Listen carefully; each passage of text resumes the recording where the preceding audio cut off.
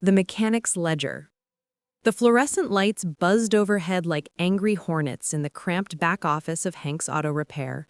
Hank Thompson, 68 years old and built like the old Ford pickup he drove, sat hunched over his battered oak desk, grease-streaked hands clutching the freshly printed invoice.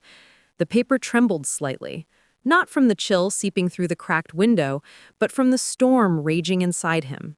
The truck, his truck, the 1972 Chevy C10 he'd rebuilt from a rust bucket over countless weekends, was now officially titled to his daughter Raina and her husband, Derek.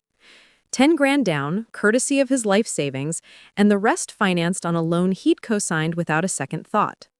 Hank's ears still rang with the words he'd overheard just minutes ago. He'd been in the bay, elbow deep in a transmission job, when the shop phone trilled. Raina's voice, light and bubbly, floated through the thin wall separating the garage from the office. "Yeah, babe, the title's clear. Dad's finally out of the picture. No more nagging about oil changes or that damn loft he thinks he's getting." Derek's laugh, that smug chuckle Hank had always tolerated for Raina's sake, followed. "Perfect. Mom gets the cab over bed with the skylight. She'll love staring at the stars while we build our life." Hank's chest caved in like a dropped engine block, the air punched out of him. He staggered back, tools clattering to the concrete floor. Out of the picture? After everything? He pressed his ear to the wall, heart hammering. I mean, Dad's great and all, but you know how he is. Always fussing about money, always wanting to be involved. This way, it's just us, the kids, and Mom. A real family unit.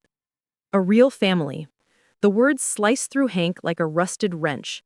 He who had raised Raina alone after her mother Linda passed from breast cancer when Raina was just 12.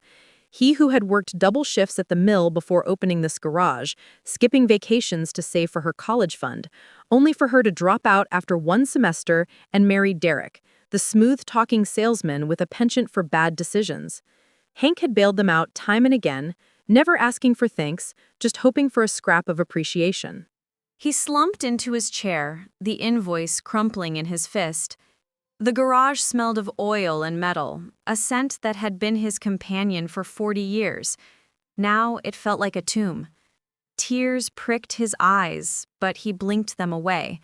Mechanics didn't cry, they fixed things. But how do you fix a broken heart? Flashbacks hit him like misfiring pistons. 6 months ago, Raina had shown up at the garage unannounced, her eyes red-rimmed, perched on the stool by his desk. "Daddy, please," she'd begged, twisting her wedding ring. "We found this perfect place, a ranch-style house with a big yard for the kids. But the down payment, it's 10 grand. Derek's job is picking up, I swear. We'll pay you back in a year, tops. And you'll have the whole loft above the garage. Your tools, your recliner. Hell, we'll even build you a mini kitchen. You'll be part of our lives forever." Hank had looked into her eyes, seeing the little girl who'd once helped him change spark plugs on Sundays. "All right, pumpkin," he'd said, pulling out his checkbook. "For you, anything." He'd signed away $10,000 from his retirement nest egg, the one he'd built penny by penny, denying himself new boots or a fishing trip to the lake. And the promise? "You'll always have a place with us." He'd clung to that like a lifeline, dreaming of retiring to that loft, grandkids clamoring over his lap, family barbecues in the yard. But now? Laughter on the phone, plans for Derek's mom and the space meant for him. Hank's hands balled into fists. He reached under the desk for the ledger, a worn, leather-bound book he'd kept since the garage opened in '89.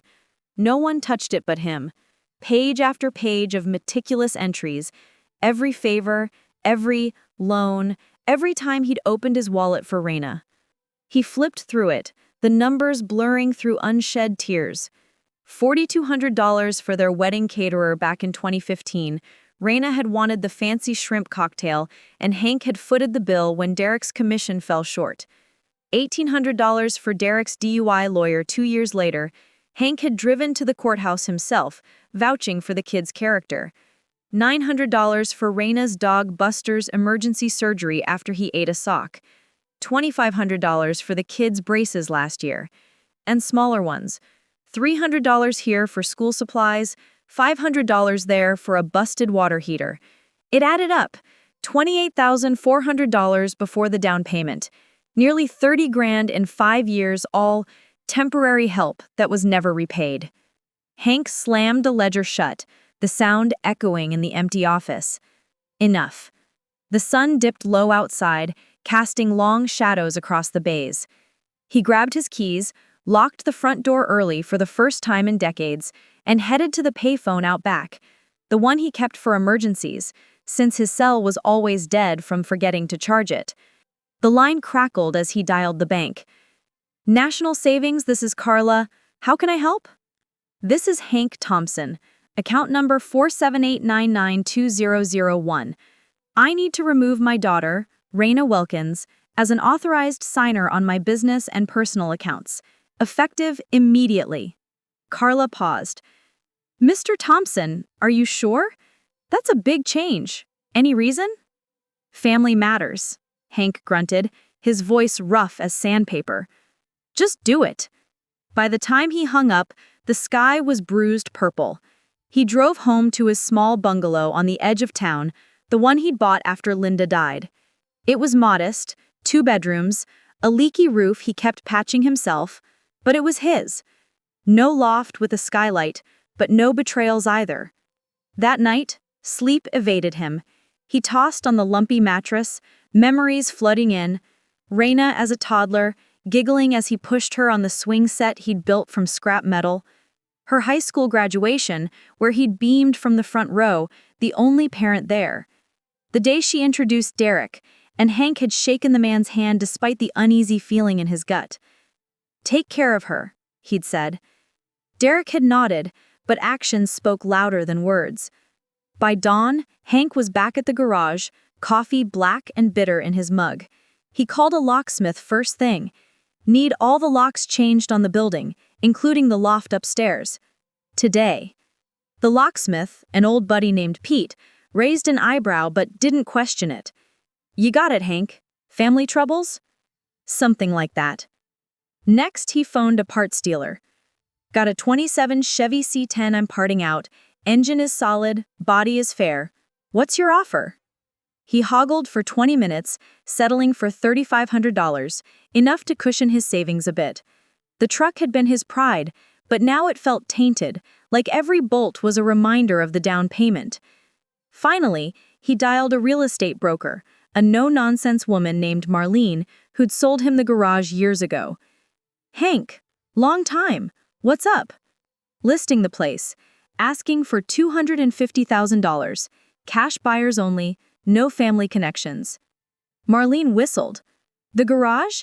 You've poured your soul into that joint. You retiring? Something like that. He repeated, hanging up before she could pry. The day dragged on, customers coming and going.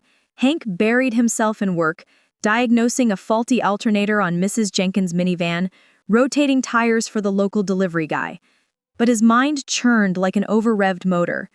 Raina would call soon. The first house payment was due next week, and without his cosign, the bank might flag it.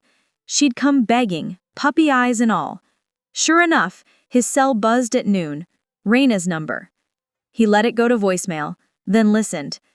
Dad? Hey, it's me. Derek and I are super excited about the house, but, the bank called about some paperwork. Can you swing by tonight? Love you.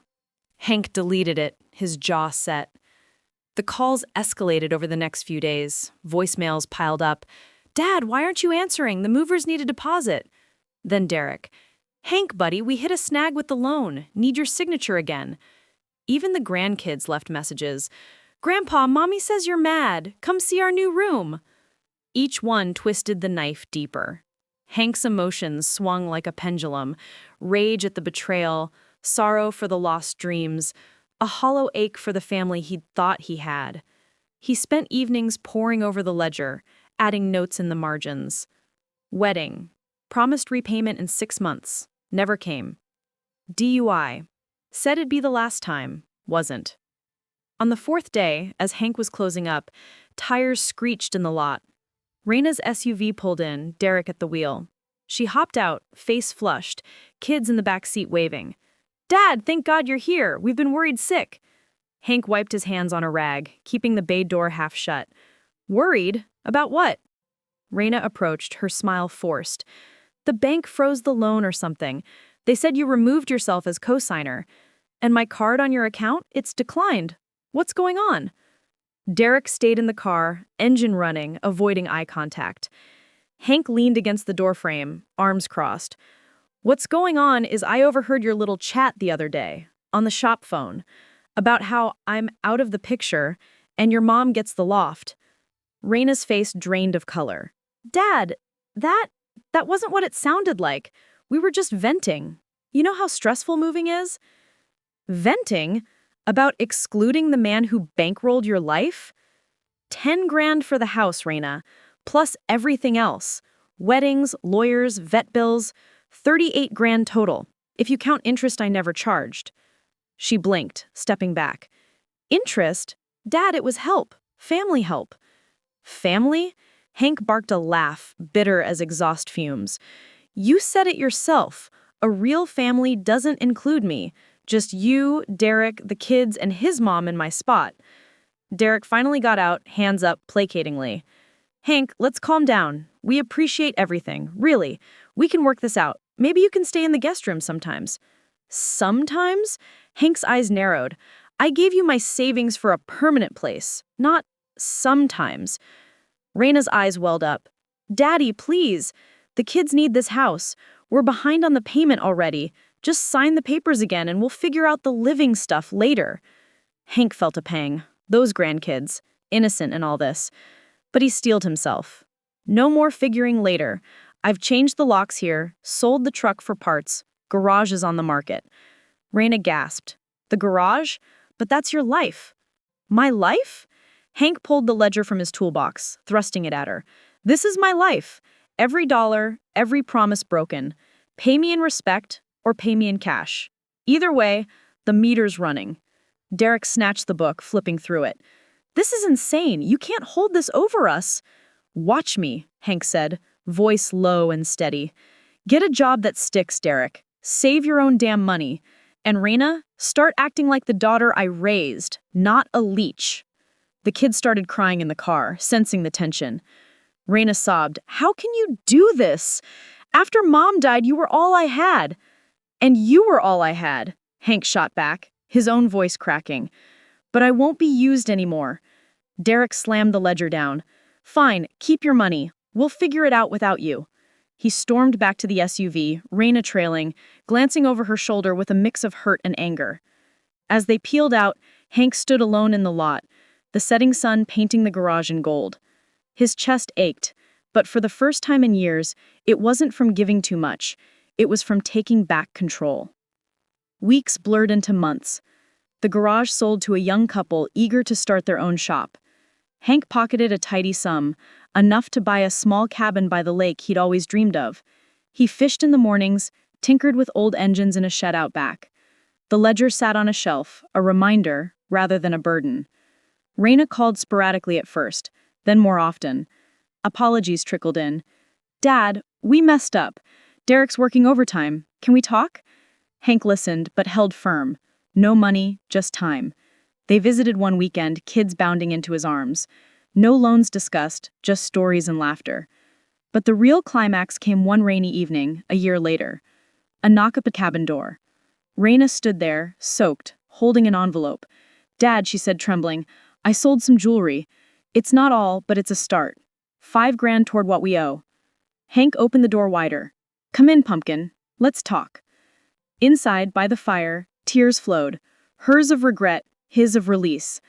She admitted, I took you for granted, thought your love was endless like your wallet. It is endless, Hank said, pulling her into a hug. But respect? That's earned. Derek joined later, humbled, with the kids. They stayed the night, the cabin filled with chatter. No loft, no skylight, but a family rebuilding one honest conversation at a time. Hank closed the ledger that night, marking it paid in full. Not with cash, but with something far more valuable. Redemption.